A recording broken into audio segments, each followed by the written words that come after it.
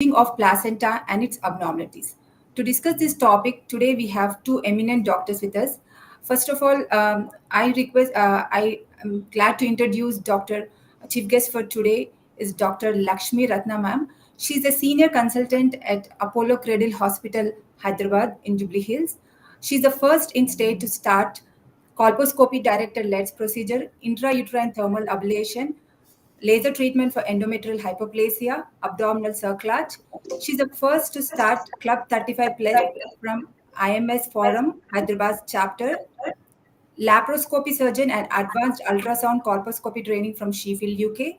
She's a credentialist menopause practitioner, elect joint secretary of IMS 2122, peer reviewer of Journal of Midlife Health, vice president of UPI Hyderabad, past president of Hyderabad chapter India Menopause Society 2020 12-16, past chairperson of Medical Legal Committee OBG Hyderabad, past chairperson of Endoscopy Committee OBG Hyderabad, past chairperson of Quiz Committee IMS, and she's a member of FOGSI, IMA, ISAR, AIARO, ISOPARP, UPA.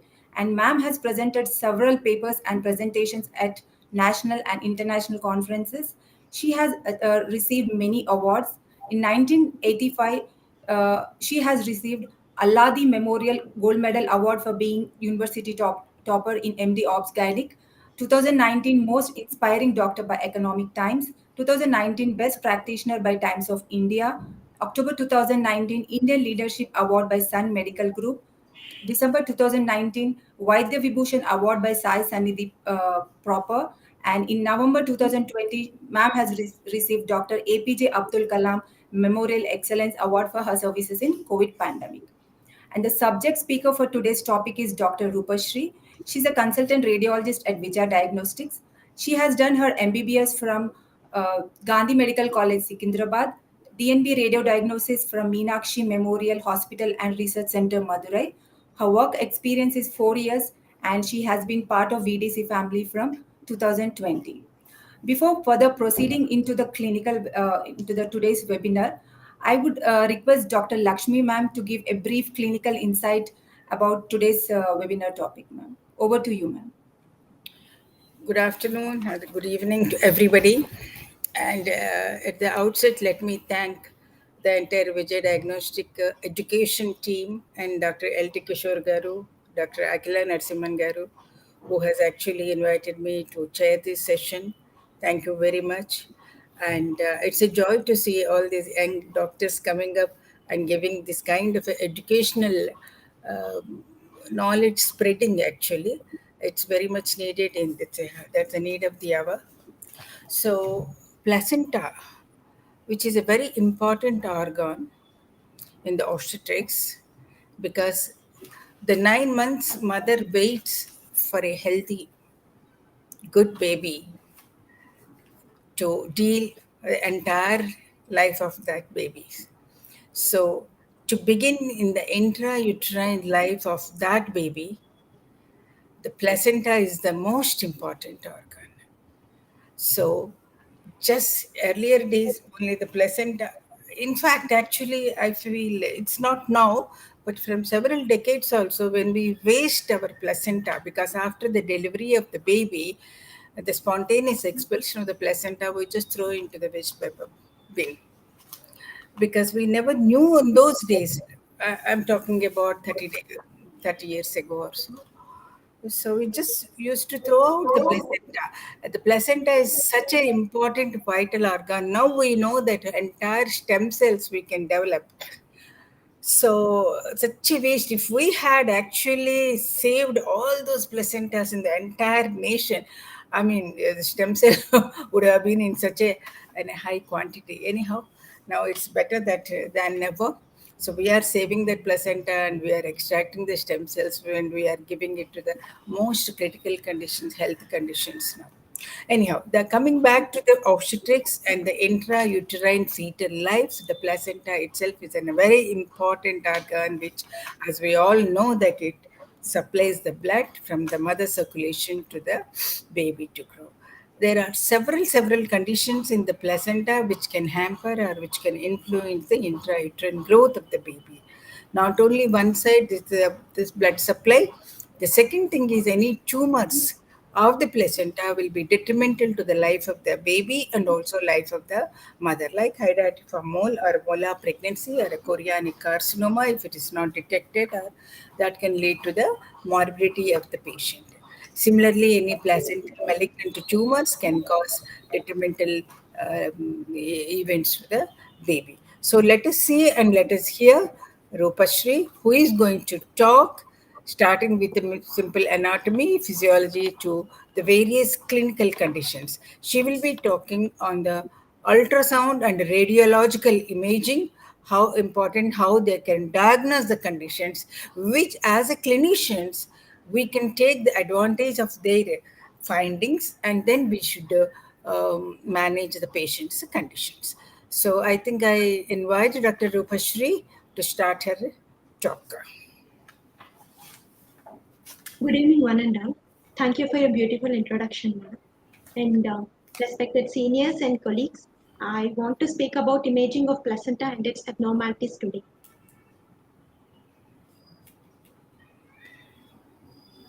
Imaging of placenta and its abnormalities. Placenta is a major fetal organ which supplies oxygen, nutrition, and other vital needs to fetus from maternal circulation and removes the waste metabolites and carbon dioxide from fetal circulation. Placenta secretes large amount of hormones in the blood and forms a barrier against transfer of infections. A brief mention about embryology of placenta. After fertilization, the blastocyst reaches the uterus on 20 to 21st day of cycle. And within the blastocyst, the inner cell mass forms a focal thickening, and the blastocyst itself attaches to the endometrium at the site where the inner cell mass develops, and the cellular layer later differentiates into outer syncytial trophoblast and inner cytotrophoblast. In the site where the blastocyst attaches to endometrium is decidua basalis, and this basalis is invaded by advancing trophoblasts burrowing deep into endometrium, and this complex of advancing trophoblasts and decidua is called the chorionic chondrosome, and this is the future placenta. And this is a diagrammatic representation of placenta in different stages. This is the early stage. This is the chorion. This is the chorion, and this is the fetal cord. This is amnion. This is the yolk sac, and gradually we see the amnion increases in size, and yolk sac becomes relatively smaller, and eventually the amnion fuses with the chorion. If it does not happen, that is a pathological entity. And a brief mention about the spiral arteries. The trophoblastic invasion occurs into the spiral arteries of maternal decidua in the early 6 to 12 weeks of gestation and later into the myometrium. And these are the anchoring villi of the composed of fetal blood vessels, and these are the spiral vessels. And as such, the blood vessels don't communicate, but the diffusion of nutrients occurs through a layer composed of 4 layers. That is a fetal endothelium, cytotrophoblast, syncytial trophoblast, and maternal vesicle. And coming to the placenta. Regarding the sonography of placenta can be studied in first trimester, second trimester, and third trimester.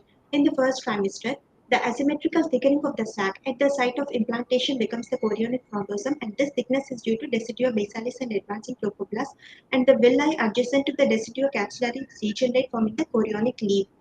And the placenta sac surface area ratio in early trimester is 50 to 70% because the cavity is very small. The sac and chorionic chondrosome almost fills the entire cavity. And placental volume correlates with the CRL and thus gestational age. And maternal serum level like pregnancy associated plasma protein and beta HCG correlate with gestational age. This is what we do in double marker test. And placental volume coefficient, that is placental volume by crown rump length, is low for aneuploid fetus compared to normal fetus. And this is a twin gestation, twin peak sign, or twin peak sign lambda sign is a thick membrane which is separating the two gestational sacs. This is formed by invagination of chorion between the two amnions.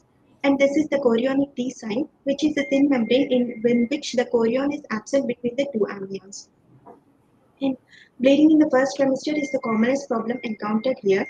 And the ultrasound identifies the second non-viable gestational sac, perigestational sac hematoma, subchorionic submembranous hematoma, molar pregnancy, and ectopic gestation. Since ectopic gestation is not a part of this placenta, I am not going deep into it. And this is the subchorionic hematoma. And regarding molar pregnancy, complete moles show absence of fetus. Partial moles occur with an abnormal or even fetal demise. And the entire chorionic villi are converted into mass of clear vesicles that resemble cluster of grapes. This is a complete molar pregnancy where we find multiple cystic spaces with no fetal parts. This is a partial molar pregnancy, multiple cystic spaces in placenta and few fetal parts. Then coming to sonography of placenta in second trimester. Now placenta has become big enough so that we can identify three zones in the placenta, that is chorionic plate, placental substance and the basal plate. And at 14 to 16 weeks during ultrasound, this amnion and chorion are supposed to fuse. If it does not fuse, it is an indication for aneuploidy. And placenta can be a marker for aneuploidy if there are umbilical cords has septations and two vessel cord. Sensitivity is increased when NT is increased or CRL is smaller for gestational age. Evaluation of placenta at 18 to 20 weeks is the things to look into are the thickness of placenta, volume of placenta, marginal sinus of placenta, and presence of placental leaks. And thickness of placenta is maximum thickness of placenta is 40 mm by the end of pregnancy. The thickness tends to increase in a linear fashion about 1 mm per week till second trimester. And placental volume coefficient is low for aneuploid fetus. And large placenta may be seen in fetal isoimmunization like RH incompatibility, abrigo incompatibility, viral infections, hydrops, non-immune hydrops, diabetes complicating pregnancy, chromosomal abnormalities like triploidy, thrombotic microangiopathies. In all these cases, fetal blood sampling has to be done to rule out chromosomal disorders or viral infections.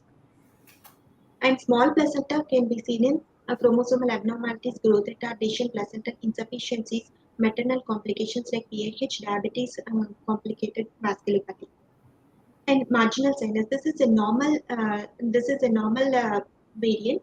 The edges of the placenta usually have a small sinus where intravillous blood drains into maternal circulation, and this is commonly seen in second and third trimester.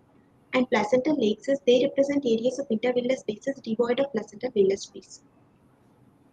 And coming to placenta in third trimester, which is a major part, and placenta gradually becomes heterogeneous. In this context, the gray scale findings should be correlated with Doppler findings and biophysical profile for a complete study. And placental maturity. Placenta increases in thickness, volume, and maturity as the gestational age progresses. What is placental maturity? There exist some morphological changes in all three layers with increasing gestational age, and this placental maturity is given by grading, where placental calcifications are a major part, and this is a physiological aging process.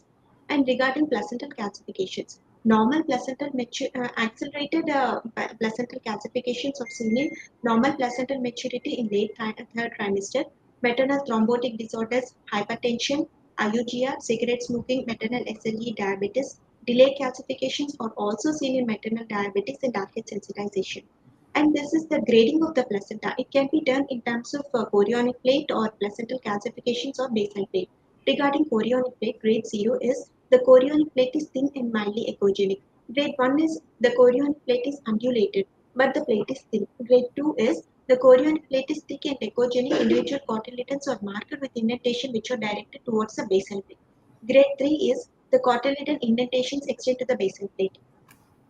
And regarding grading of placental substance, grade 0 is the placental substance is finely homogeneous. Grade 1 is scattered echogenic areas less than 5 mm in size. Grade 2 is linear echogenic areas measuring up to 10 mm. Grade 3 is circular density is more than 10 mm. And regarding grading of basal plate, grade 0 is basal plate is smooth and homogeneous. Grade 1 is basal plate is undulated with occasional stripping.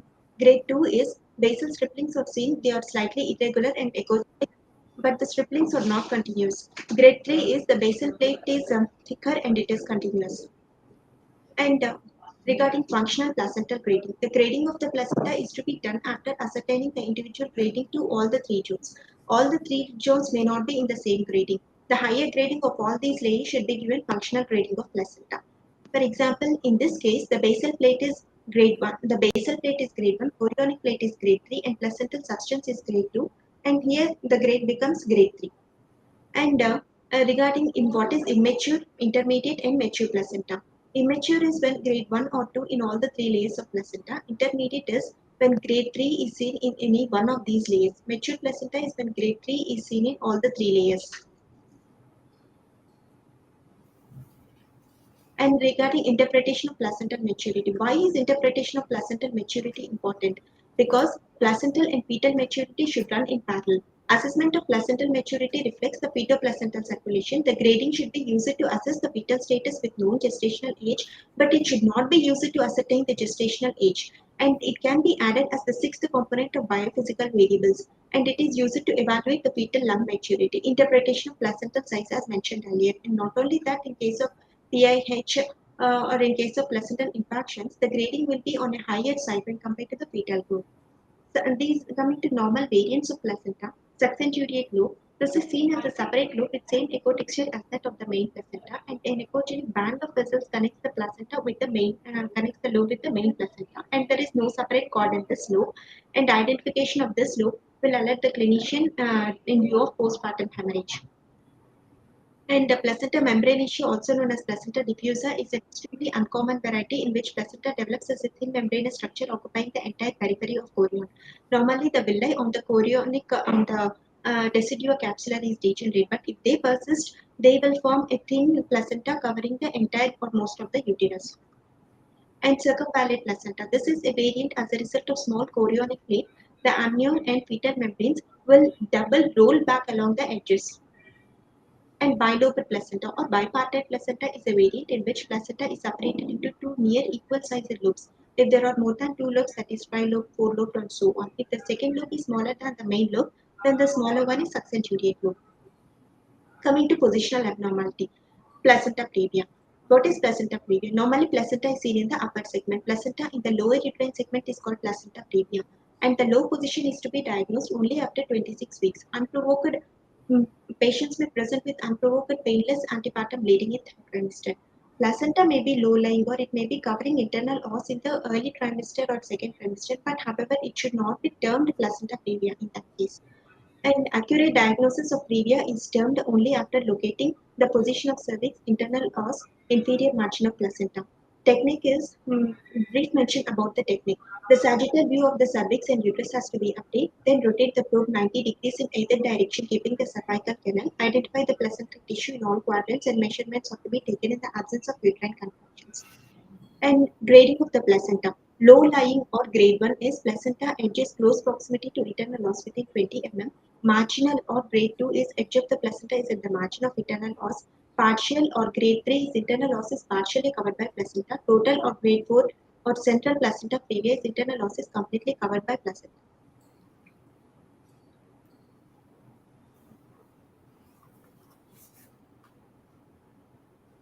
When to scan and what to do. The ideal time is the third trimester between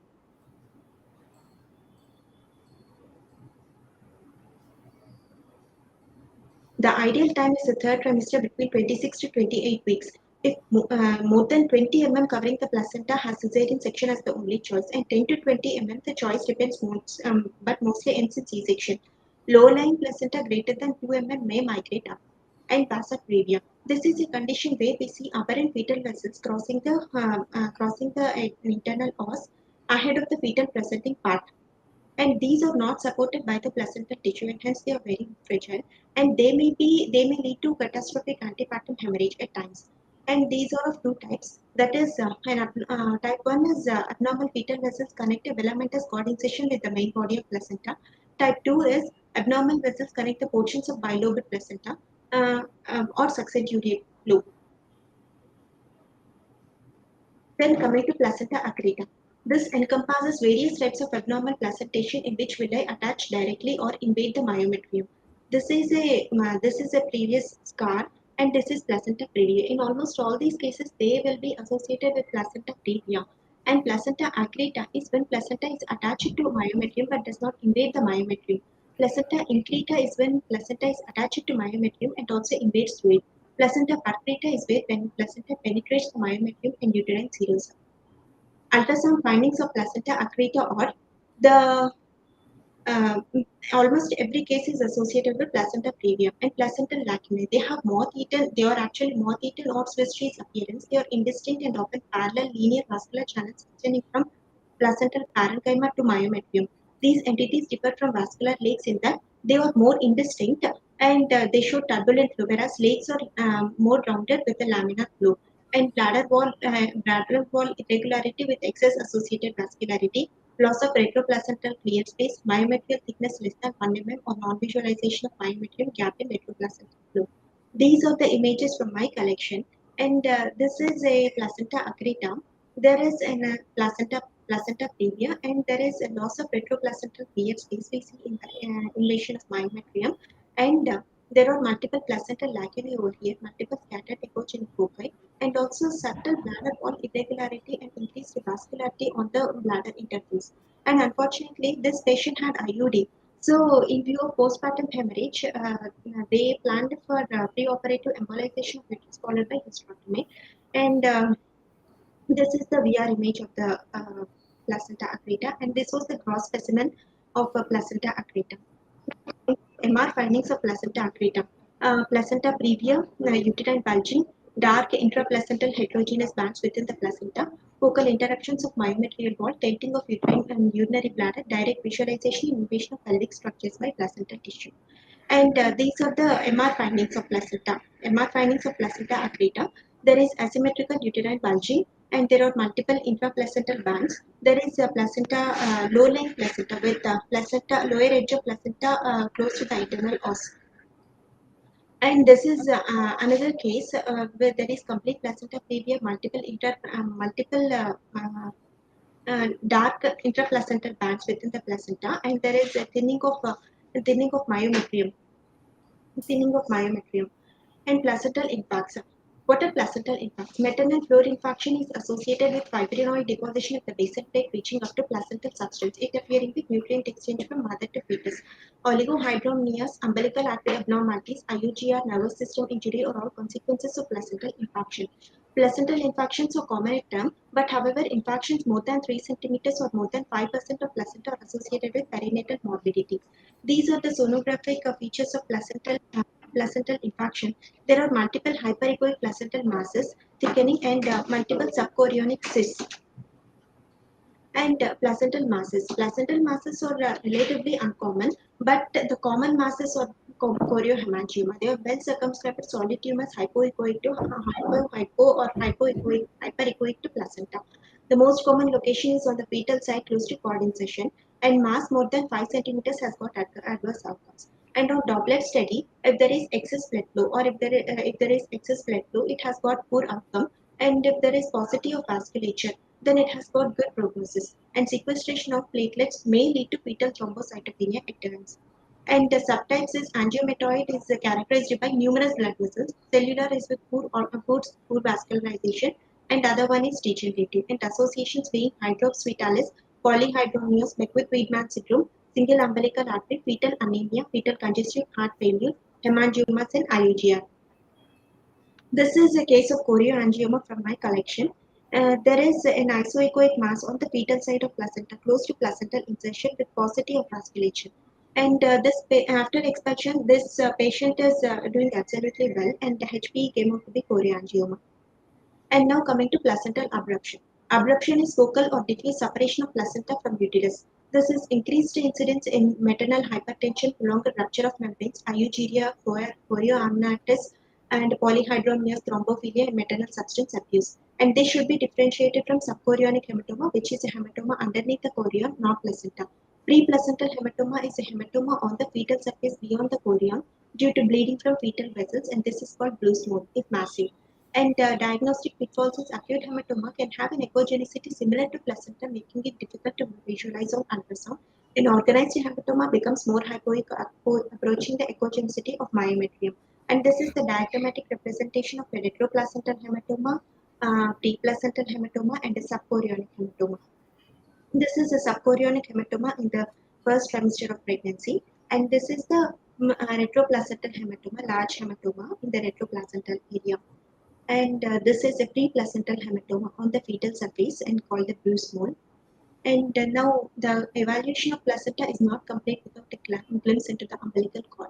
And the size and appearance of the cord, the length of the cord varies. The normal length has not been established. However, the short cord has got is associated with impaired fetal movements like echinacea syndromes, aneuploidy, and extreme IUDR. Excess lengthy cords may lead to compromised blood flow, including excess coiling, knots, multiple loops of nuchal cord prolapse. And the largest contributor to the size of umbilical cord is Wharton's jelly. And in second trimester, larger than expected cord is seen in aneuploidy RH incompatibility, maternal diabetes, fetal macrosomia. Thinner cords are seen in IUGF. And umbilical cord coiling index, there is an entity. This is calculated as number of helices by length of the cord in centimeter. The mean coiling index is 0.44 plus or minus 0.11. Left-sided twists are more common, that is 83%. Right-sided twists are less common, 12%. Absent twists in 5%. Absent twists may be seen in single umbilical arteries, multiple gestation, preterm delivery, and aneuploidy. Single umbilical artery may have association with aneuploidy, renal, or cardiac anomalies. But both these absent characteristics or single umbilical arteries can be an isolated entity without any associations also. Nuchal cord or cord around neck in the third trimester should prompt a non-stress test if loops are tight. These are umbilical cord cysts. This is the marginal or battledore placenta, where there is the insertion of battledore insertion of the cord is within 2 centimeters from placental margin. And the filamentous insertion of cord is insertion of cord into the membranes of the membranes, but not into the placental disc. And it may be associated with IUGF, preterm delivery, low Apgar scores, and congenital abnormalities. Thank you for giving me this opportunity. Thank you, Thank you, Rupasri. Rupa. It was a very wonderful presentation, and I hope it would be useful for all the radiologists as well as other clinicians. Um, over to you, ma'am.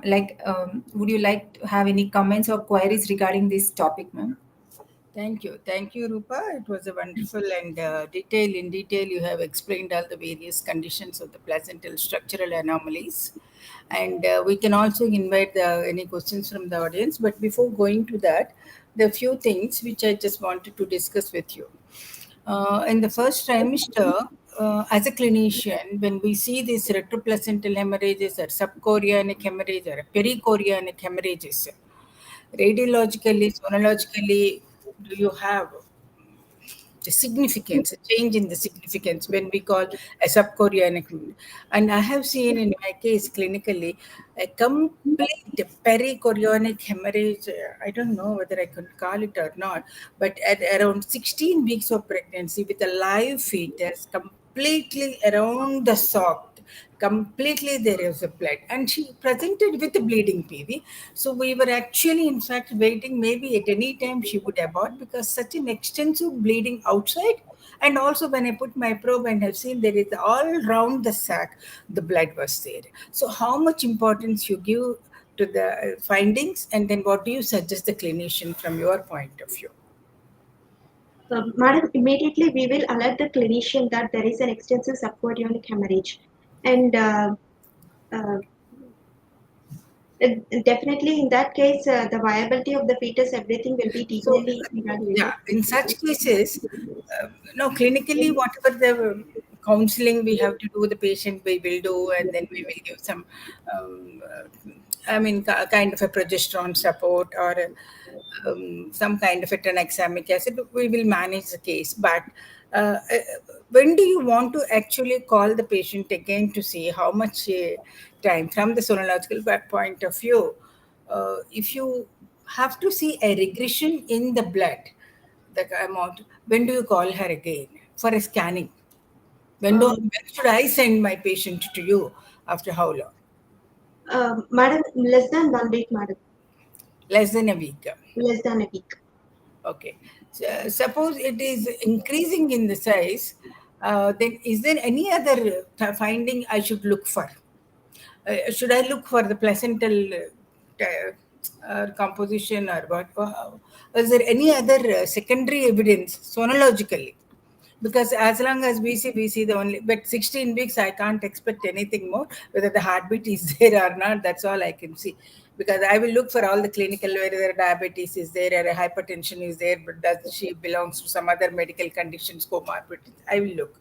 Sonologically, do I have to ask you anything else? To look for internal os diameter also, madam. Okay. Need Whether to she's look for, going for a inevitable miscarriage, that means. Okay. This particular patient is a second gravida and she's presented innumerable times to the clinic with a complaining of bleeding. But slowly, over 4 to 6 weeks' time, the amount of blood was slowly started decreasing. And all the time she will be on and off. She has bleeding, and finally she reached up to 38 weeks.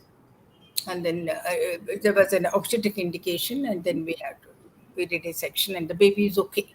But at the 16 to 17 weeks, when we have seen, we never imagined that we would have been delivering the baby full term. So that was one very completely all round, because see, with my 35 years experience, so much of blood I haven't seen. I know that we are still till our last breath. We will be the students. We will be learning every day. We will have, but so much of bleeding with that also. The pregnancy continued. So, to all, whether if there are any gynecologists in the audience, please don't discourage the patient that they will go for any this thing. As rightly Rupa has said, that yes, look at the funneling or anything of the internal laws, which will suggest that the miscarriages or inevitable miscarriage or something like that. But if the internal os is closed and the baby's heartbeat okay, and other parameters what Dr. Rupa has suggested, the chorionic plate, basal plate, that actual structure composition of the placenta, if they are okay, I think the baby stands choices. That was one thing.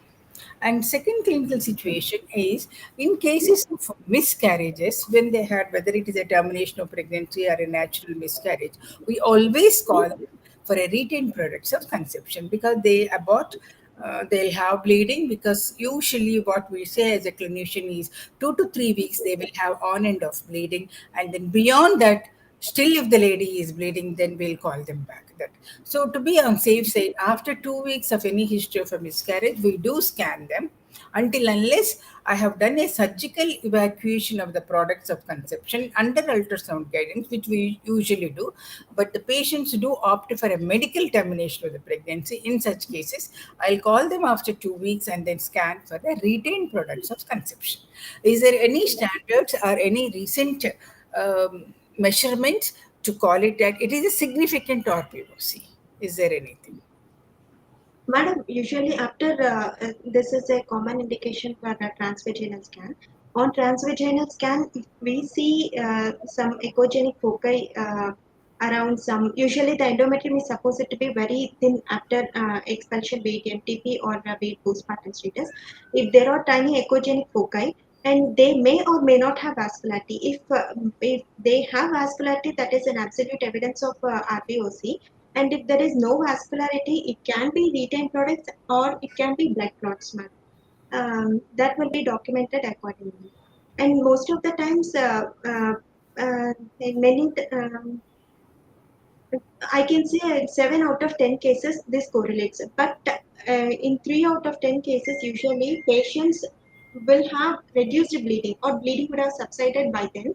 But still, we will find that finding, madam, in these echogenic products in uh, endometrium. Ecogenic products will be there. As you correctly said, there can be blood clots or there can be tissue. So if the blood clots been, they will usually hemolyze and slowly it will come out. But if it's the tissues, they get septic, and then that slow grade or low grade infection can cause a tubal blocks. So for a clinician, especially when we are dealing with infertility issues, then we will be more very specific about the significance of the retained products of the conception. Suppose they are less than 3, there is a earlier we used to follow, but there should be at least minimum 30 millimeter size products for us to go for a surgical evacuation. If it is less than that, we will give some more time for them to have the bleeding, and then call them back again after 3 weeks, 21 days, and then we go for the surgical evacuation. So that's what I wanted to know. Is there any specific? We go by 30 millimeter size. The criteria or the cutoff, whether to interfere with the conservative management or leave them alone. Okay, that's the second scenario. And the third scenario is placenta accreta. You have rightly said how to diagnose it, how the placenta leaks, and another significant feature for diagnosis of the placenta accreta is the loss of that echoic area, isn't it? From the myometrium and the placenta for us, absent. Otherwise, routinely we do see the a hypoechoic area which separates myometrium and the placenta. The absence will be the suggestion that the placenta is invading the myometrium. So, at times, we do give placenta accreta a conservative management. I don't do always a hysterectomy for placenta accreta. So we keep the placenta inside. We explain, we take all the precautions for the infections and then follow them up from 4 to 12 weeks time. Usually, placenta does take that much time to completely resolve. I had maximum time as 5 months because she didn't have any babies, so we didn't want to sacrifice her uterus. We took all the measurements, and finally, when it completely avascularized, there are about 90% of the vascularity is decreased and it is regressed. Of course, we do give methotrexate for that, and then we will rescan, and then we will evacuate the uterus, but which is a safer condition, and she will bleed less at that time, and we can at least have little myometrium forming there at that site, and then we will evacuate. So the follow-up of such conservative management of the placenta accreta is it's a challenging job for you people, because we'll be asking about the vascularity for the retained placenta, which I had a recently one case. That was why it was so difficult for us to estimate is the whole completely uterus is antiverted and bent, and it formed a pouch in the lower segment, and where this whole placenta was sitting nicely. So anatomically, it was so distorted, and this placenta sat for almost 16, 15 weeks. And then finally, we have evacuated under ultrasound guidance. So in these cases, the myometrial thickness is the one which we will be asking you. And fourth thing which actually I wanted to check with you is the niche. Because of the scar pregnancies, placenta goes and sits on the previous cesarean scar. This is becoming more because as we are seeing more and more of cesarean sections, scar is there, so placenta can actually form there, and scar pregnancies. So the estimation of niche, that is the at the site of the previous cesarean scar, what is the depth of the niche and what is the thickness of the myometrium over the niche is another important criteria for the clinicians to give a counseling to the patient who want to plan pregnancies. Okay, scar pregnancies. And another one is you said 4 centimeters is the thickness of the placenta, the maximum thickness, right? 40 millimeters, you said, the What? thickness of the placenta. If that is big, like the syndrome, Beckwith syndrome, or it's a macrosomic babies to come, right? Isn't it? So, um, this placental thickness, sometimes we do see very thin membranaceous placentas, but extensive area it is covering up. Do you think it is always associated with an IUGR? May not be, madam. It is just a failure of the anchoring villi on the decidua capsullaris site to degenerate may form a placenta membranacea. It doesn't mean necessarily that the placenta should be always thin. Because Of course, thin placenta may have an associated IUGR, but doesn't mean every IUGR may have a thin placenta. so in your practice, what is the incidence of you finding vasa previa Vasa previa till now I have seen 3 cases, madam. in a span of how many years? Um, Uma, span you were also, I can answer. Did you see? Yeah, yeah. Even, I too have seen maybe 1 to 2 cases, or not more. Very rare. Yeah. It's a very Rare. dangerous condition, but very rare. And for a casual scanning, we can easily miss yes, ma'am. vasa previa. So it's quite rare, luckily, fortunately. And coming to the calcification of the placenta.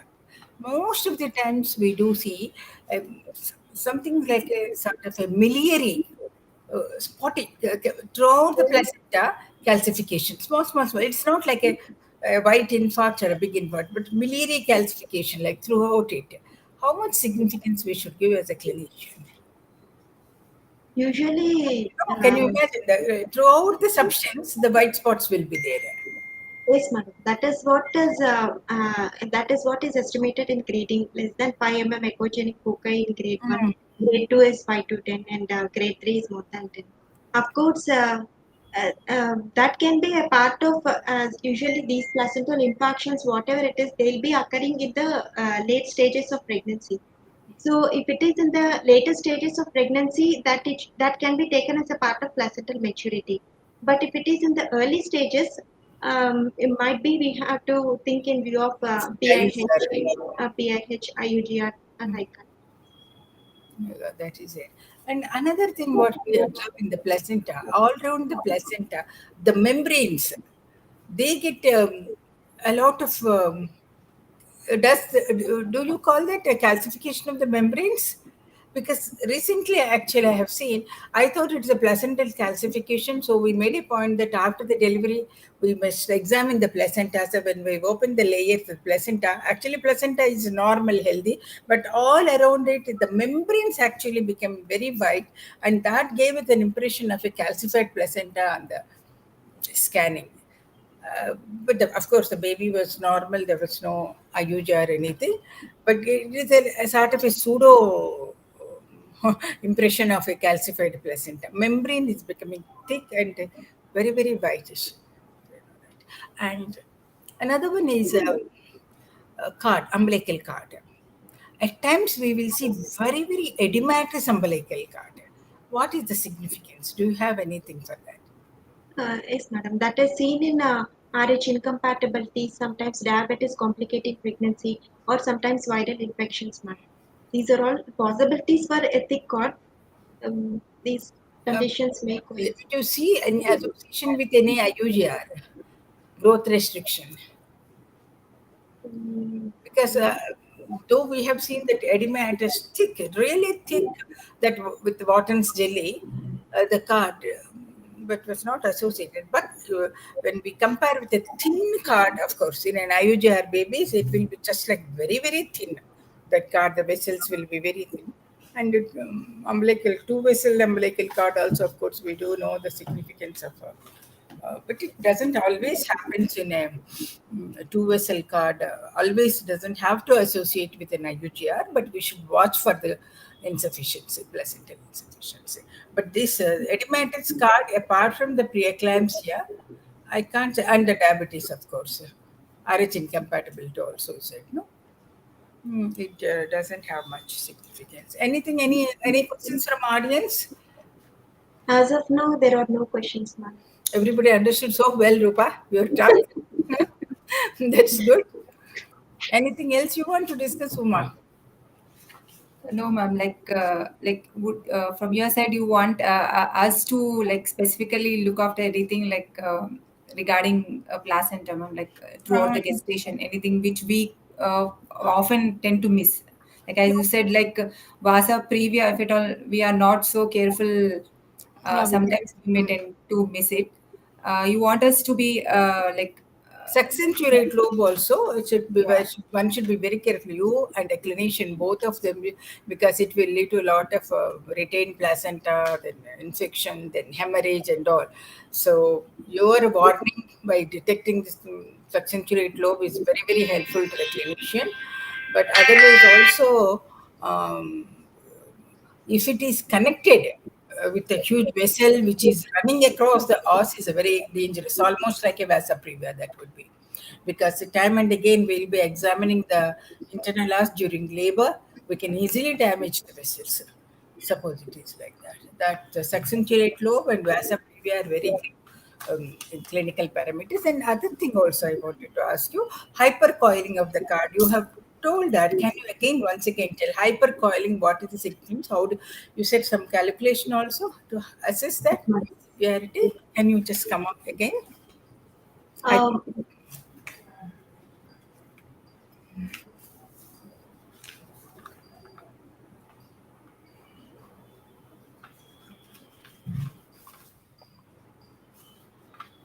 Ma'am, I have a doubt. Moderator. Madam, just a minute, ma'am. Yeah, you can show the slide and then talk. This coiling index is usually 0.44 to 11, madam, and there are left-sided twists, right-sided twists. And I spoke about absent cord twist, madam, but I didn't speak about hypercoiling of cord, madam. Because I have observed, I may be wrong or correct, hypercoiling of the card.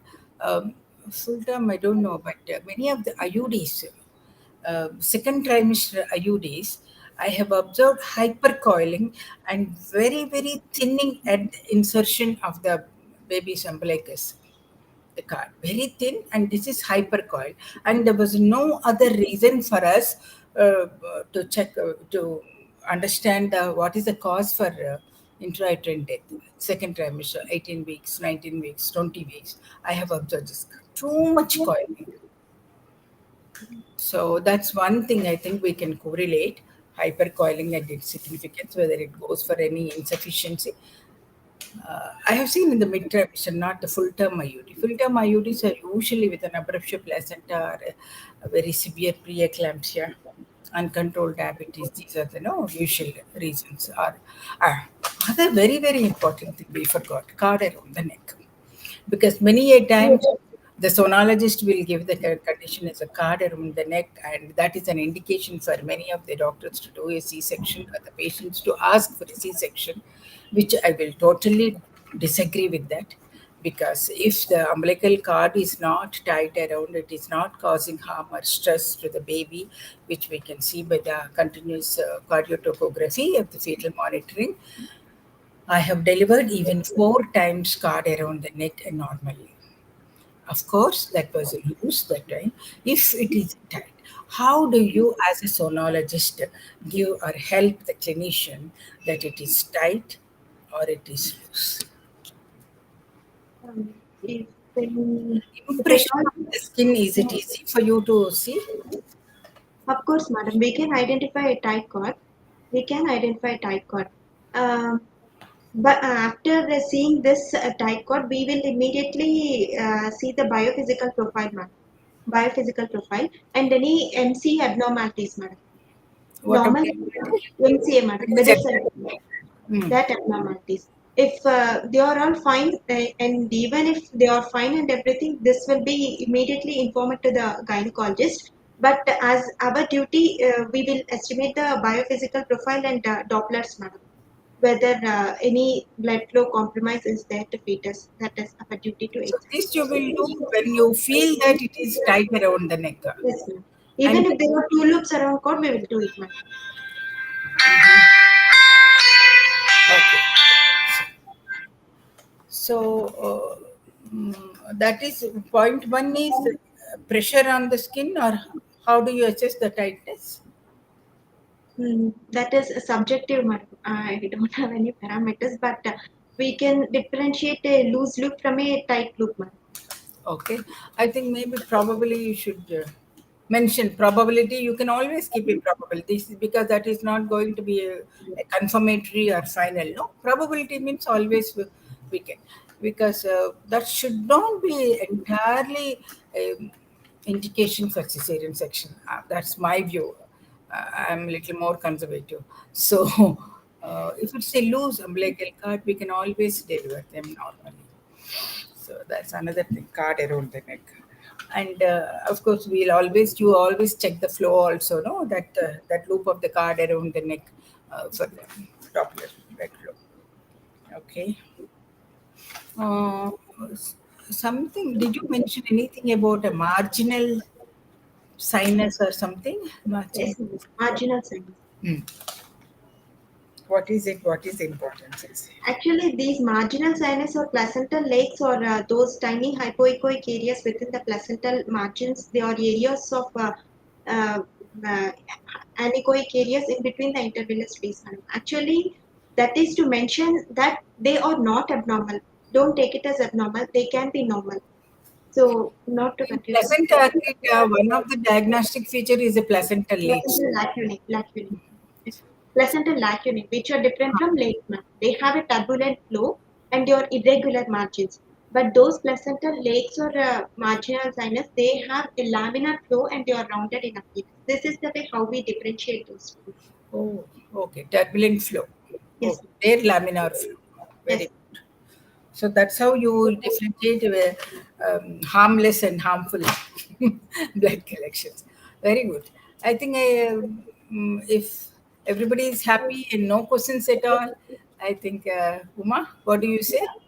Yeah, ma'am. It was a very wonderful presentation by Rupasri, and thank you, ma'am. Thank you very much for your clinical insight into the webinar and giving you a valuable time for this. Like most Thank of our Thank you doubts very have much been for cleared. educating us, madam. Thank you very Thank much. you. Thank you very much, both of you. Thank you. I hope Okay.